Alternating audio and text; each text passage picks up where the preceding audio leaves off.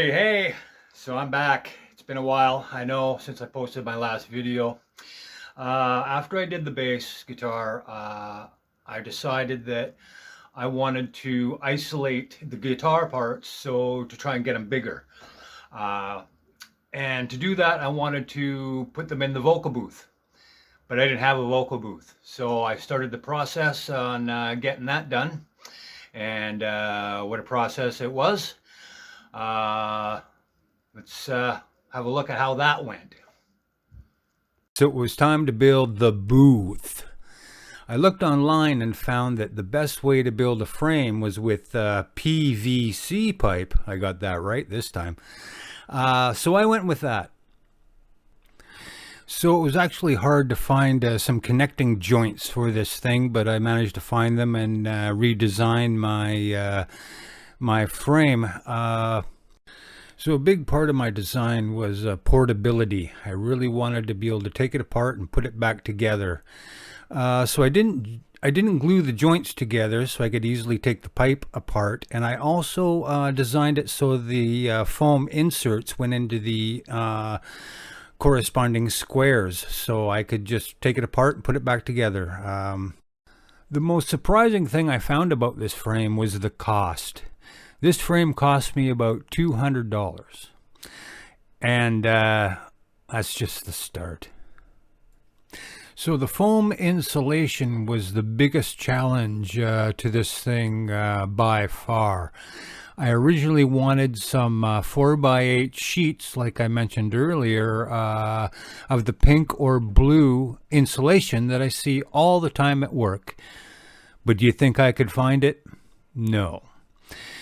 But what I did find, which turned out to be actually a better option, was these gray 1-inch foam panels.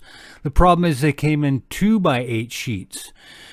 So I looked online and saw that I could glue them together, and I bought those and made some 4x4 panels. Using tuck tape to reinforce the center.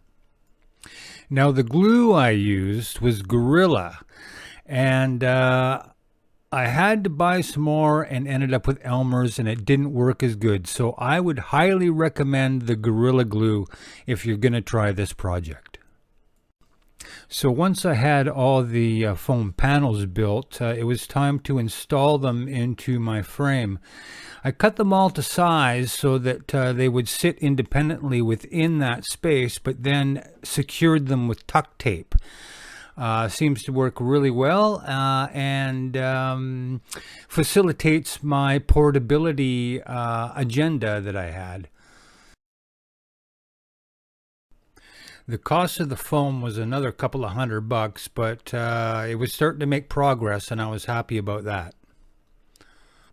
So next I bought some more foam and I doubled it up on the inside, which worked great because it also sealed up the holes at the top.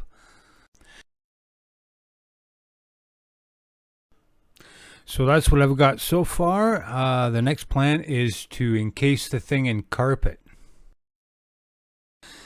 So the carpet thing didn't turn out quite the way I hoped. It turned out it was going to cost me $800, and that was a little beyond the scope of what I wanted to spend. So I thought my next best option would be carpet underlay.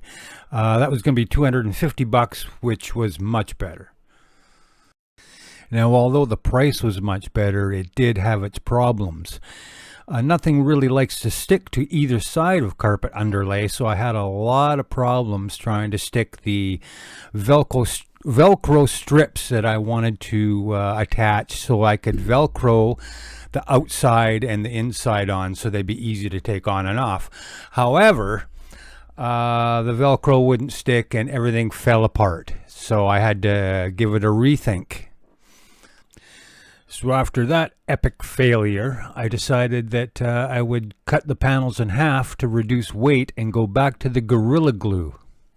So that seemed to work pretty good, and with a little experimentation, I decided to put the gray foam side on the inside and the green shiny side on the outside. So at this point, I was pretty happy at the way things were going. It had been a pretty difficult challenge so far, but I was making progress and quite optimistic. So originally on the inside, I thought I would do egg cartons or something. But thanks to my buddy Graham, I found out that I could buy these acoustic tiles at Long and McQuaid for $250. So I thought that was a good investment, and I purchased those. So as I mentioned before, I put the gray foamy side on the inside because I found that the attachments for the acoustic tiles only stuck to that side. They would not stick to the green shiny side. So because I only had so many tiles, I had to do some creative arrangement, and I was pretty happy with the way it worked out. And yeah, I'm looking forward to putting some lighting into it, and some ventilation, and a door. That's going to be a challenge as well, but hey, it's getting there. So as it turns out, the Gorilla Glue isn't strong enough. So the whole thing fell apart, and I had to rethink again. 3 steps forward, 2 steps back. So on the outside, I re-glued the spots that needed re-gluing, and then I tacked them up with a 1.5-inch screw and a washer to hold the underlay in place. So on the inside, I did basically the same thing. I re-glued any parts that needed re-gluing, and then tacked it all up with these 1.5-inch screws with a washer. Seemed to stick with the foam quite adequately, and I was quite happy with the results. So when it came time to reinstall the acoustic tiles, I ran into another problem. The adhesive they give you when you buy it is adequate to stick to almost any surface, but I had to tear everything apart and redo it, and no product I found would stick, so I ended up having to use a screw. So I gotta say, screws and washers saved this project. I really feel strongly about the integrity of my structure, especially after so many epic failures. Things just seem to keep falling apart. So now that I had a solid structure, it was time to get some lighting happening. I happened to find this faucet light at the dollar store that I really liked, so I put that in. I think it's pretty cool. Well, I gotta say, it's been a hell of a journey. But I'm quite happy with the way things are going, and I can't wait to finish this thing. I gotta put a door on it. I got an idea for the door. Hopefully it'll work out. We'll see. But looking pretty awesome so far. So that's basically how that went. It was a lot of trial and error and a lot of money. But I finally put a door on it. I didn't document that because I got, quite frankly, sick of documenting everything. It's just taken a long time to get done, and I just want to get back to business, really. But hey, let's have a look at how it turned out. All right. So here's what she looks like in my apartment. The door on it here, and a little latch. A latch here to keep it. There we go. Get the door open.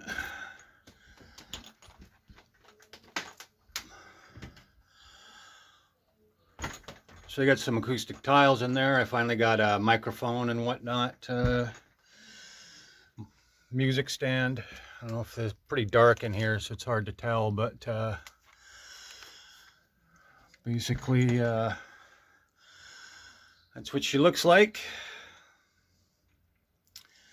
Sure glad that's over with. So yeah, like I said, that was a lot of trial and error and a lot of money, and Quite frankly, in retrospect, I would have done a couple of things differently. I probably would have used a construction adhesive instead of the Gorilla Glue. It's good enough for tacking stuff up, but it doesn't hold very well. So if I ever have to take this thing apart, I'll redesign it a little bit, make it a little bit sturdier. But overall, I'm pretty happy. I just need to cut a hole in the bottom for my mic cord and a little ventilation and headphone cord and whatnot.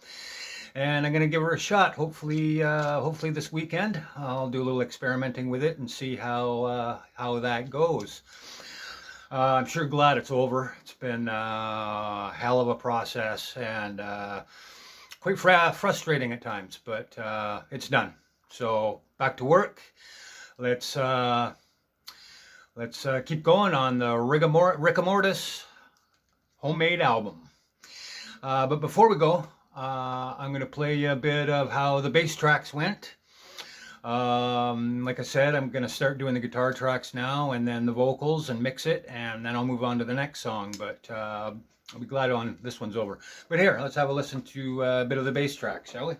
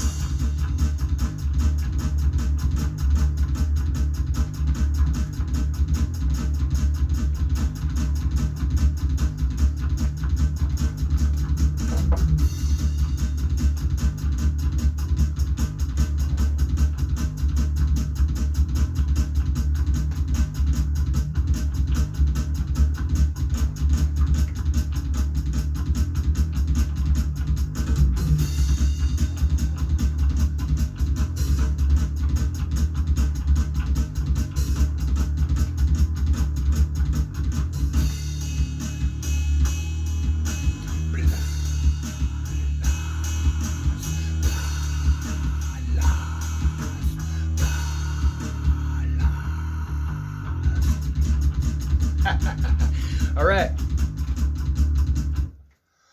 All right. We'll see you next time. Hopefully it'll be a lot sooner than this one. All right. Take care.